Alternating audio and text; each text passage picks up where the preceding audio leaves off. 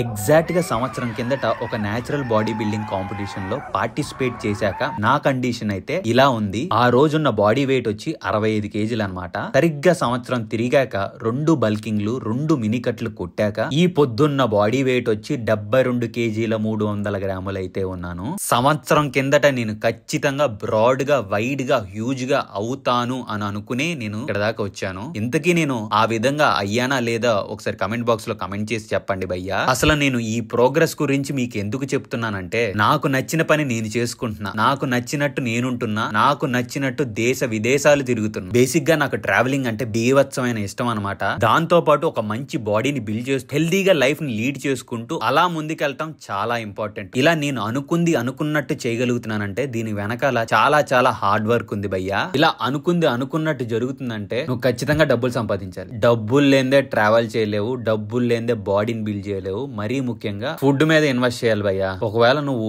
డబ్బులు సంపాదించట్లేదు అనుకో, మినిమం మీ ఇంట్లో అమ్మ నాన్న ఉన్నారు కదా, నిన్ను దేకను కూడా దేకరు భయ్యా. అంచేత నేను చెప్పొచ్చేది ఏంటంటే, పైసా హీ పరమాత్మ హే. డబ్బులు సంపాదించాలంటే ఏం చేయాలి, ఎలా చేయాలి, నీ ఫ్యామిలీ బ్లడ్ లైన్ లో నీకంటూ ఒక గుర్తింపు రావాలంటే నిన్ను నువ్వు క్వశ్చన్ చేసుకుని నీ జర్నీ స్టార్ట్ చేయ భయ్యా.